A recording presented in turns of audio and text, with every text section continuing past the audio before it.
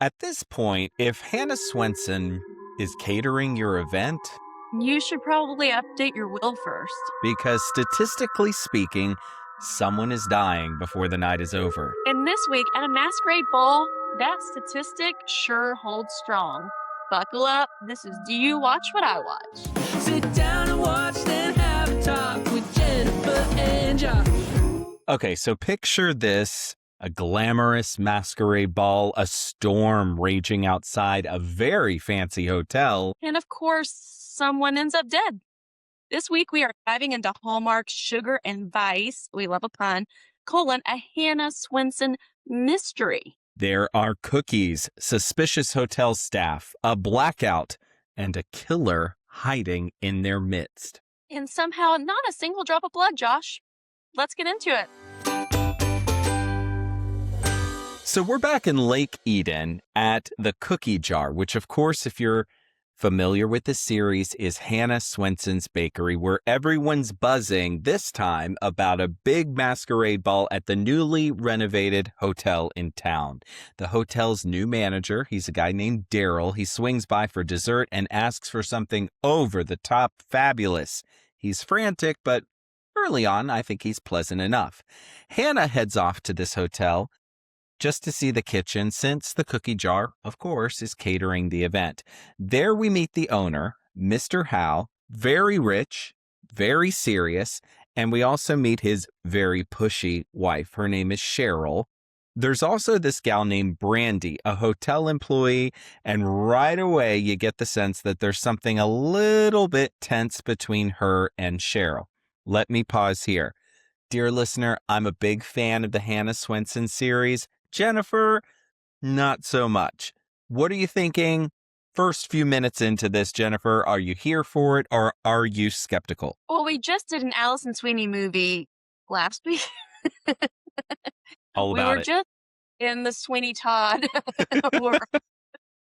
But Josh is such a big fan. He's like, we have to talk about both. So, I liked the last one we did. And I like the little townies. So I'm here for it. Also enjoy a masquerade ball. Never upset about that. Exactly. So our next stop is off to Hannah's mom's house. And dear listener, this is another great casting choice because Barbara Niven plays Hannah Swensen's mom, Dolores, and she is a delight because she is team too much and laughs throughout. Dolores is dressed on like a full-on country pop princess, and Barbara's just an absolute delight in this early scene. She's also secured some matching masquerade costumes for Hannah and Chad. Now, Chad is the male lead in this series presently. He is also Hannah's love interest, and he's played by Victor Webster, whom we love. So there you go. Yeah. Never can have too much Victor Webster either. And we did not get a Christmas movie with him last year on Hallmark proper. And I'm still a little upset about it. So let's get more of him. Exactly. Please. Dolores is working overtime to get these two together is what you need to know. So cue the baking montage. I love a baking montage. The storm is rolling in and it's off to the masquerade ball. The place is packed. Okay, lots of costumes, lots of posing at a photo wall. Hannah shows up as a majestic mermaid, and Chad is a swashbuckling pirate, and they make the round saying hello to pretty much everyone in the room and Mr. Howe and his wife Cheryl, who remains rather chilly. Stay tuned. Meanwhile, Brandy, the hotel employee, seems a little bit stressed about something. We learned she was passed over for a promotion, and Hannah overhears a pretty tense conversation where Brandy insists she needs to prove her value to Mr. Howe. Don't know what that's all about. We get some dancing, the party's rolling along, and then Hannah's cookie timer goes off. She and Chad head to the kitchen, but as they're walking down the hallway, they hear a loud thud. Uh-oh, that's never good in a Hannah Swensen movie when we hear a thud. Sure enough. And they make a joke about it, too. Yeah. Her friend is like, oh, no, not again. Because at this point, this is like the ninth of these, 10th. It's up there. Anyway, dark room, creepy music, fallen plant. Sure enough, dead body. It's Brandy. She's got a knife in her back. Though because this is Hallmark, we don't get a drop of blood anywhere, which frankly might be the biggest mystery of all in this one. Yeah. Not a absorb it. physician. Yeah. Yeah. And wasn't she wearing like a maroon color? Actually, nearly the color of my sweatshirt I'm wearing, like a pretty color. Maybe the crimson just blended in and you didn't see it. That could be. Yeah. Mhm. Benefit of the doubt. The storm outside is raging, so no one's allowed to leave because trees are down, roads are washed out. It's rough outside. Luckily, Chad's a prosecutor and Dolores Estate is the sheriff in town, so the investigation's able to start immediately. Won't he do it? The sheriff tells Hannah to act naturally, which is hilarious considering she's already told Mr. Howe that someone's been murdered in his office. Not exactly police protocol, but hey, in Lake Eden, Hannah Swensen is basically a police detective de facto, so here we go. Back at the party, Hannah and Chad start poking around the hotel. Thunder crashes outside. There's some light smolder happening between these two as they're in some kind of under construction conference room, storage room, something or other. I'm here for it because I like the vibes between these two as characters. And it's nice to see her finally getting to canoodle with someone. I mean, early on in the series, it was her and Cameron Matheson. That's right. Yeah, that's where this all started. And then, who was the lead in the movie that we just had her in? What's his name? I always forget his name. I don't know his actual name. I'll look it up in the background. He has always sort of been an on again, off again. And then now we've got Victor Webster as the male lead in this series. He wasn't. He was not in this one. No. But they haven't out of the story completely, right? I mean, the last one we watched, he was still in it. Yeah. So they've not written him all the way out, but he wasn't in this one. So I don't know if he wasn't available or what the scoop was. So having Alison anyway, Winston is really confusing for me, by the way, because I'm a dumb with names, and so I just feel like it was we could have ventured out a little bit more with the name. Just a note. I agree. Yeah. The masquerade continues, but the vibes are getting a little bit weird, and Cheryl is acting strange. The front desk clerk, Bobby, reveals Brandy believes someone on staff was tampering with time cards, so that might be a possible motive here. Meantime, Dolores learns there's a murder, and immediately, as Dolores does in this series, she decides she's part of the investigation now. The sheriff questions Mr. Howe, and Cheryl casually mentions that he's been gone most of the evening. Not with her, which definitely raises a few eyebrows. He's in one of those Curious Caterer movies, maybe? He looked familiar, yeah. I think he's kind of a bit actor who has done a little bit of everything on the Hallmark Channel. And B2 Dubs, Gabriel Hogan played Norman in the series. That's what I was trying to remember, because he was also in that last one that we reviewed. Norman. Yes. And Dolores, she's an attorney, right? That's why she's like all up in the mystery of it all, and she's just nosy. She's nosy. She's actually a private investigator. Great. Private eye. Yeah. Yeah. Exactly. Very sneaky. Just blends into a room. Not exactly right, because she's very flamboyant, very extra, attracts attention. Perfect private eye. Exactly. Okay. So suspicion is flying everywhere at the party. To keep the guests distracted, Hannah and Chad take to the dance floor while they're secretly checking out everyone's shoes for dirt because, remember, there was that potted plant that happened to fall over at the crime scene. Then it's time. And she's like, no, that's just mud. Or, that was a funny little bit. I thought so, too. I'm glad that they did that, for sure. Then it's time to announce the most glamorous costume winner, and it's Cheryl. Dolores is furious, and honestly, she's right. The thing felt rigged to me. Maybe because it was. Even dressed up as? I don't know. Sparkle dress? It didn't seem like a costume to me. Mm-mm. Meanwhile, Dolores was doing like a Queen of Hearts thing, and her date, the sheriff, was doing the Mad Hatter. So it was very on brand. It was a team costume. They looked great. When Dolores that collar that the Queen of Hearts has, and it was in her peripheral, so she'd turn to look at Hannah or whatever, and she'd have to like hold it down the visual thing for the YouTube, and she'd have to hold it down to like see out of her peripheral vision, and I thought it was very funny as well. I did too. Hey, more Really, clues. Barbara Niven playing Dolores, and I'm happy. Yeah. Yeah. More of her, please. More clues start popping up, and Brandy, we learn, had a secret boyfriend. Guests are getting restless. They're demanding to leave. Hannah and her best friend retreat to the kitchen to bake some cookies and calm everyone down because obviously our cookies are the solution to a murder lockdown. While wandering the hotel hallways, Hannah happens to spot Cheryl being sneaky squirrel and super sus. Things get creepy fast. We get shadowy figures, dark hallways, and then all of a sudden, meow, the power goes out. It's actually kind of scary. Chad eventually... with his nightlight on. I know, right? Chad eventually finds Hannah by literally kicking down a locked door because apparently we're doing action scenes now. The generator mysteriously kicks on. Hannah snaps some investigative photos of the front. The manager, again, happens to say that Brandy was a good employee and that Cheryl hated her. Meanwhile, a note at the front desk is suggesting that Bobby might have had some beef with Brandy too. So the next morning, Hannah's back at the cookie jar. She's building a full-blown murder board on her very nice industrial commercial refrigerator. Go you. Yeah. She discovers Brandy was using an app called DaySnap. Definitely not Instagram. And not Snapchat. And not Snapchat. DaySnap. Exactly. Which leads her to learn that Brandy's boyfriend had this name of Blue. And then she puts two and two together.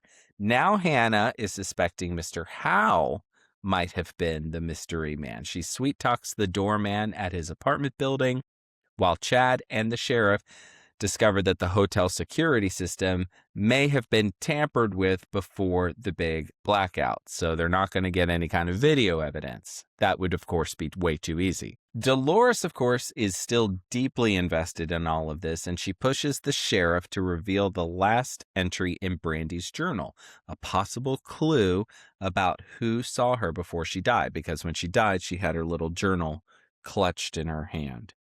Okay. Later that night, Hannah and Dolores close up the bakery, only to be confronted by Cheryl in the alley. And Cheryl has a bold strategy here. She is asking the two of them to clear her name. And I'm like, oh, interesting move. Weird flex, Cheryl. Didn't know what to think of it. Yeah. Back at the hotel, Hannah runs into Bobby and Daryl and suddenly realizes that something doesn't add up with Daryl. He has somehow learned details about Brandy's journal that he shouldn't know. Uh-oh. Hannah does this thing where she's like, okay, gotta go, bye. And it's kind of all over her face that she's put two and two and two and two together, and now Daryl knows it. So Hannah and Bobby, they take off. They first start walking, and then they see that he's following them. And then she says, run! And this turns into kind of like a beam-up, a brief moment of peril here, because they wind up in this dark construction area, a conference room, I don't know, something like that at the hotel. Anyway, Yeah. Daryl suddenly pulls a gun. Okay, here we go. Pulled a gun on Hannah Swensen. But before things get too dangerous here, Hannah and Bobby manage to knock him out cold. They just tackle him, they wrap him up like a burrito, slam him to the ground. He's passed out. They call the police. Turns out Daryl was the killer all along. The sheriff wraps things up pretty quickly, tells Hannah he's glad she's safe. And in the hotel lobby, with police lights flashing outside, Chad finally plants a tender kiss on Hannah. They walk outside, hand in hand, smiling at each other, at the mystery they've solved, as we pan up to the night sky and fade to black. It's time for Gold or Coal. Okay, it is time for our beloved Gold or Coal segment where we each bring 3 gifts to the podcast. This time, if there's more gold, it's case closed. And if there's more coal, the killer got away. And if it's a tie, it's just meh. Josh, I'm coming to you. What is your first gift for this movie? So I will start with some gold. I thought Alison Sweeney did a great job in this role. I'm a big fan. I like this series. I like her as Hannah Swensen. And I like that her character's kind of grown. We've seen her sort of settle into this role. And I like that they can almost laugh at the audacity of it all. There were a couple Right. little jokes about, oh, here we go again, and that sort of thing. And I like that they do that. And they're not trying to pretend like this is at all believable. And I gotta say, I thought she looked like $1,000,000 as a mermaid, but I like that they also kept it real. She had tennis shoes on, which I thought was really a fun thing because that seems very true to her character. So it was, I thought, a really good and fun turn for her in this particular one. So I'll start with some gold. Yes, I will give some gold. I love the masquerade ball. I thought the costumes, besides Gerald, I thought they all looked amazing. They put some extra effort into it. I thought it looked super fun, but not so crazy. Like I feel like sometimes in movies, it's small town masquerade ball, but there's like Hollywood glam that's unattainable. Like they all look great, but still Dolores could have bought that costume online at, queenofhearts.com or whatever and put it on. Like it was still somewhat realistic, which I thought was super fun. Exactly. I agree 100%. And speaking of Dolores, I'm going to give some gold for Barbara Niven. I'm so glad that they let Barbara Niven be Barbara Niven in this, right? They Mhm. let her be funny and they let her lighten it because otherwise it would be not as enjoyable a watch for me. It's almost like you need some levity and her character is too much. Everybody knows it. No one's pretending and they let her be too much. And I think that that's just really great. We talk a lot about meddling moms here on the podcast and Barbara Niven is through and through that in this series. And I think this is really something that makes it a fun series because there's a lot of eye rolls whenever she says something and Hannah has this relationship with her mom that's built on this sort of thing and it's kind of fun to see them back together in this way. Yeah, agreed. My next gift is Cole. Not enough Victor Webster for my liking. I feel like he wasn't in it that much, and when he was mainly trying to solve the case, and he wasn't with her. And I just wanted more of their little cute relationship and more of him. I agree. We needed to see more of them together for sure. They tried to put them together on the dance floor and that was great. And they put them in that conference room for a few seconds and that was great too. More of that. We needed more of that. Need more of that. More of that. My last gift on this one will be Cole. This one was kind of predictable as these go. And granted, these are not the biggest mysteries out there, but I have seen Hannah Swensen ones that actually surprise you with a twist at the end. And that's usually what I like about this series. And that did not happen in this one. It was kind of obvious for me from go that Daryl was going to be the one at the end of the day. So I didn't like it for that aspect. Yeah, I was gonna ask you if you thought who done it, Yeah. and my heavy leaning was Daryl from Jump as well. So I like when they throw out the, like, oh, it could be them, it could be them. Oh, I can't believe it's this person we barely even saw. That's what I was hoping for. So my last gift is Cole as well. I was bored. I was super bored with this. Um, Mainly because I wasn't that intrigued by the mystery of it. I didn't really care about Brandy. We barely knew her, so hate that she died, but I wasn't super invested in that. Her new boyfriend never amounted to anything, right? Well, it Like, was just, showed yeah. up, Yeah. or some never saw him. We never talked to him. That was a little odd. Yeah. Ugh. Yeah, so not my favorite one of the Hannah Swensen series, but you know what? We're getting another one this fall. So maybe redemption is on the way. Stay tuned. No, Josh, no. We're gonna be talking about Christmas movies in the fall, I'm sure. We'll see. We'll see. We'll see. Hey, did you guys catch this one? If you did, let us know what your thoughts are in the comments here on this video. We want to engage with you, hear what you have to say. So at the end of the day, our score was what, Jennifer? We had 3 gold, 3 coal. Is that right? I only had 1 gold. Yes, and I had 2 and 1, so that makes it 3-3. So at the end of the day, we're just going to call it a meh, middle of the road, which feels right for me. Like, not terrible, but certainly not the best. What about you? Yeah, it's not say, oh, you must watch this. And if our quest for doing this podcast is to tell people, is it worth the watch? It's inoffensive. you can watch it. It's just meh. It's right down the middle of the road. Yeah. Which Exactly. we try to not do because that seems like a cop out, but sometimes it does happen. Yeah, sometimes meh Some of our happens. first, sometimes meh happens. It's a meh march. It's so a far. meh march. Exactly. All right. Well, that, dear friends, is another episode of Do You Watch What I Watch? Hey, special thanks as always to our good friend Nick Shores for our amazing theme song, and to each and every one of you for taking the time to listen on your favorite podcast platform or watching us on our YouTube channel. That's right. Next time, guys. Okay, listen. We put out the feelers.